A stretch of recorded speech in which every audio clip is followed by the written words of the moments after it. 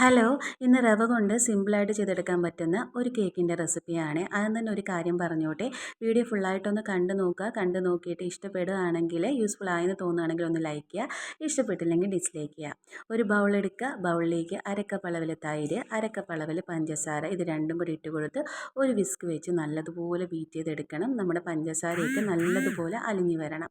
അപ്പോൾ പഞ്ചസാരയൊക്കെ ഏകദേശം നല്ലതുപോലെ അലിഞ്ഞു വന്നിട്ടുണ്ട്. ഇനി അതിലേക്ക് ഓയിൽ ചേർത്ത് കൊടുക്കാം. 1/4 കപ്പ് അളവിൽ സൺഫ്ലവർ ഓയിലാണ് ചേർത്ത് കൊടുക്കുന്നത്. ഏതെങ്കിലും വെജിറ്റബിൾ ഓയിൽ മതി കേട്ടോ. ഇനി ബട്ടർ ആണെങ്കിൽ അതും മെൽറ്റ് ചെയ്ത് ചേർത്ത് കൊടുക്കാവുന്നതാണ്. അതൊന്ന് ചെറുതായിട്ടൊന്ന് മിക്സ് ചെയ്തെടുക്കുക. മിക്സ് ചെയ്തെടുത്തതിന് ശേഷം നമ്മുടെ 1 കപ്പ് അളവിൽ റവയാണ് ഇട്ട് കൊടുക്കുന്നത്. അതും വിസ്ക് ഉപയോഗിച്ച് നല്ലതുപോലെ ഒന്ന് മിക്സ് ചെയ്തെടുക്കുക.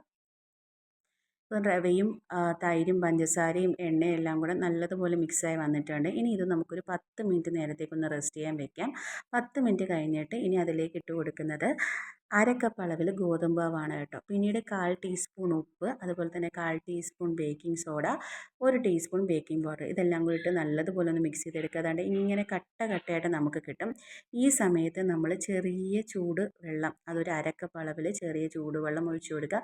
നമ്മളിതിനകത്ത് പാലോ മുട്ടയോ കാര്യങ്ങളോ ഒന്നും ഉപയോഗിക്കുന്നില്ല. നമ്മുടെ വീട്ടിലുള്ള സാധനങ്ങൾ കൊണ്ട് മാത്രമാണ് ഈ കേക്ക് ഉണ്ടാക്കിയെടുക്കുന്നത്. ചിലപ്പം ചില സമയത്ത് പാലും കാര്യങ്ങളൊന്നും നമുക്ക് കാണില്ലല്ലോ. അപ്പോൾ ഈ ഒരു കൺസിസ്റ്റൻസിയിലായിരിക്കണം നമുക്ക് കിട്ടേണ്ടുന്നത്. ഇനി നമ്മളൊരു മോൾഡ് എടുക്കുക, അതിലേക്ക് കുറച്ച് ഓയിൽ തടവി കൊടുത്ത് നമ്മൾ ബ്രഷ് ഒഴിച്ച് എല്ലായിടത്തും ആക്കി കൊടുക്കുക. ബട്ടർ പേപ്പർ ഉണ്ടെങ്കിൽ അതായാലും മതി. ബട്ടർ പേപ്പർ ഇല്ലാത്ത സാഹചര്യത്തിൽ ഇങ്ങനെ ചെയ്താലും മതി കേട്ടോ. നമുക്ക് ഒട്ടിപ്പിടിക്കുകയൊന്നുമില്ല, നല്ല സ്മൂത്തായിട്ട് തന്നെ നമ്മളെ കേക്ക് കിട്ടും. ഇനി അതിൻ്റെ മുകളിലായിട്ട് കുറച്ച് റേസിൻസും മുന്തിരിങ്ങയും കൂടെ വെച്ച് കൊടുക്കുന്നുണ്ട്. പിന്നെ കുറച്ച് കാഷ്യൂ നട്ട്സും അണ്ടിപ്പരിപ്പും വെച്ച് കൊടുക്കുക. അതൊക്കെ ഉണ്ടെങ്കിൽ മാത്രം വെച്ച് കൊടുത്താൽ മാത്രം മതി. ഇപ്പോൾ വീഡിയോയ്ക്ക് ഒരു ഭംഗി കൂട്ടാൻ വേണ്ടി ഞാൻ വെച്ചേക്കുന്നതേ ഉള്ളൂ. ഇതൊന്നും ഇല്ലെങ്കിലും കേക്ക് നല്ല ടേസ്റ്റാണ്. ഇനി നമ്മുടെ യൂഷ്വൽ അവൻ സെറ്റപ്പായ ഒരു ചീനച്ചട്ടി വെച്ച് അതിലേക്കൊരു തിരിവ് വെച്ച് മീഡിയം ഫ്ലെയിമിൽ 5 മിനിറ്റ് പ്രീ ഹീറ്റ് ചെയ്യുക. പ്രീ ഹീറ്റ് ചെയ്തതിന് ശേഷം ലോ ഫ്ലെയിമിൽ ഒരു 30 മുതൽ 35 മിനിറ്റ് വരെ അടച്ചു വെച്ച് വേവിച്ചെടുത്താൽ നമ്മുടെ ടേസ്റ്റി ആയിട്ടുള്ള റവ കൊണ്ടുള്ള കേക്ക് ഇവിടെ റെഡി ആയിട്ടുണ്ട്.